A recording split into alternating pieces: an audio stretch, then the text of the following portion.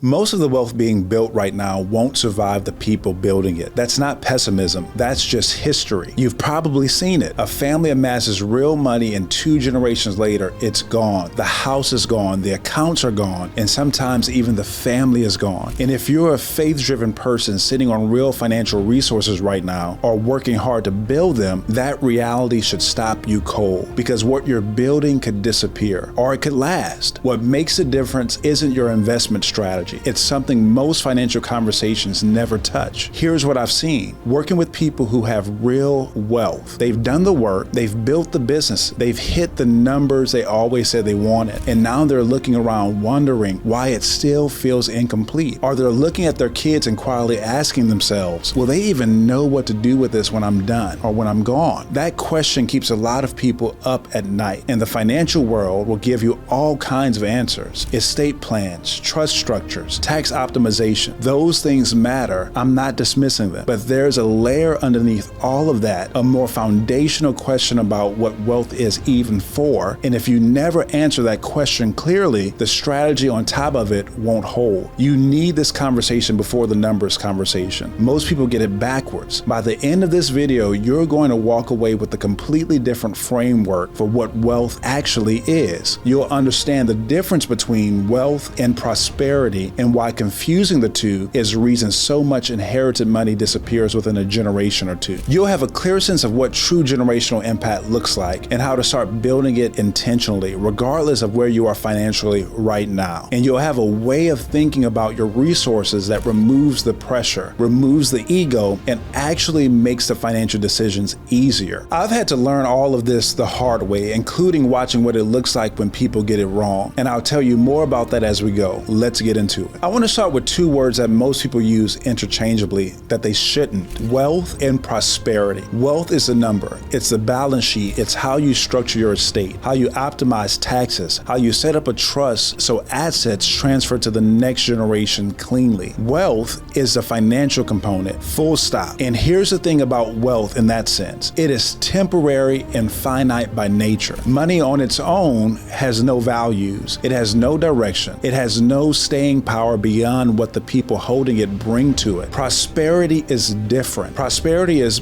a more integrated approach to legacy. Yes, there's a financial component inside prosperity, but it's not the primary component. The primary component is relationships. It's the mission, vision, and values that a family or individual actually lives by. It's the framework for decision making that gets passed down alongside the assets. When a family has a clear mission, vision, and values, they have a grid, and that grid doesn't just change their own lives. It shapes how the next generation makes decisions when you're no longer in the room. That's prosperity. That's the kind of wealth that lasts. Here's where most people miss it. They focus all their energy on the number and almost none of the framework that gives a number meaning. And I'll tell you what I'm going to get to in a couple of minutes, because it's the piece that changes everything about how you use what you have. But first, I need to address the heart issue underneath this. I work with high net worth individuals and business owners, people who are serious about their faith and serious about their financial lives. And I'll tell you something I've observed over and over. The same asset in the hands of 2 different people with 2 different relationships to it produces completely different outcomes. One person holds wealth as a tool. They're clear about what it's for. They make decisions from a place of stewardship rather than ownership. They sleep well. The other person holds wealth as an identity. They're building because building is what they know. The number keeps growing, but the anxiety keeps growing as well. There's always a next milestone that's going to finally make it feel secure. The difference has nothing to do with the amount of money. I've met people with 9 figures who had genuine peace, and people with 8 figures who were driven by a quiet terror they never named out loud. So stop. This next part is the most important thing I'll say today. When wealth becomes a god, it consumes the thing it was supposed to serve. And I think about this biblically. Jesus didn't say wealth was bad. He said storing it up as an end in itself is a losing strategy. He said the kind of investment with a real return is the kind that builds something with eternal weight. Now, I'm not talking about neglecting your estate planning. I'm not saying don't optimize your tax structure. I handle that work with clients. Those things matter. I'm saying the financial structure needs to sit on top of something more solid, a reason reason, a clear sense of what you're actually trying to accomplish with the resources. So when that's in place, wealth stops being a source of pressure. It becomes a tool, and a tool is a lot easier to use well than a God. If you want to go deeper on this, I have a 30-minute virtual coffee call where we go through your specific situation together. No pitch, no pressure, just a real conversation. The link is in the description. But stay with me, because what comes next is the part people tend to sit with for a while. Here's a reframe that I found changes everything for people when they actually let it land. You don't own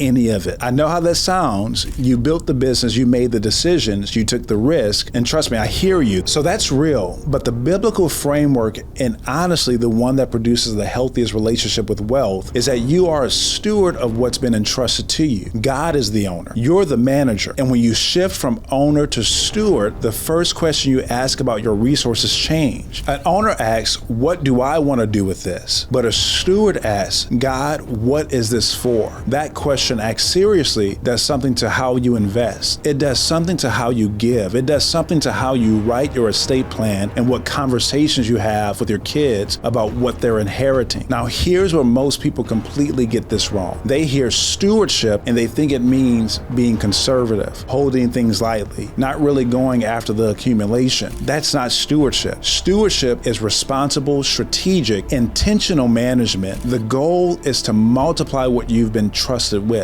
not to protect it timidly. The parable Jesus told about the talents wasn't a lesson in playing it safe. The servant who buried what he had was the one who got it wrong. Stewardship means taking what God has placed in your hands and saying honestly, what are you asking me to do with this so your kingdom advances? That's a different operating posture than what most wealth conversations produce. And when clients get there, I watch something actually shift. The decisions get cleaner. The guilt goes down. The generosity goes up. The legacy thinking gets sharper. Let me make this practical. If you want your wealth to outlast you, your family needs a framework that will outlast you too. And that framework has three components: mission, vision, values. Mission is the why. Why does your family exist as a unit? What are you here to do in this world? Not a corporate answer, a real personal answer. Vision is the what. What does the future look like if you actually live out your mission well? What does it look like for your children, your grandchildren, the community around you? Values are the how, the specific commitments that govern your decisions when things get hard or unclear. Most families have never sat in a room together and answered these questions seriously. They've talked about financial goals, they've talked about what they want for their kids, but they've never built a shared framework that gives those conversations real grounding. And that absence is why wealth evaporates across generations. It's not that the money was mismanaged, though sometimes that's true. It's that the next generation didn't inherit a way of thinking about the money. They inherited an amount, and an amount without a framework is just a number waiting to be spent. I know what you're thinking right now. You're thinking that that's a nice idea, but my kids are 12 and 14, and this feels like a lot. Start anyway. Start simple. Start with the conversation around the dinner table about what your family stands for. Ask your kids what they think you believe in. Their answers will tell you whether you've been communicating it clearly or not. The framework doesn't have to be perfect. It just has to exist. And it has to be lived out in front of them consistently so that when the resource transfers, the values transfer with it. I want to say something I believe completely, but that runs against a lot of the messaging you hear in the wealth building space. And that's this: only what we do for Christ will last. I work with people across different belief backgrounds, and I share this not to exclude anyone, but because I found these biblical principles to be transcendent. People who are willing to work with them, regardless of where they are in their faith, find that they hold. The principle is this: what we build in service of something larger than ourselves has staying power than what we build for ourselves alone doesn't have. That's not a religious platitude. That's a pattern you can observe in families, in business, in communities. The families that carry their legacy across multiple generations are, almost without exception, families organized around purpose that extends beyond the family itself. So paying for someone's education is a beautiful thing. Buying someone a home is a beautiful thing. But when those acts come from a posture of stewardship, from a genuine sense that your resources are meant to serve something larger, they carry a different weight. They imprint something on the recipient. They communicate something about what the giver believed and how they lived. That imprint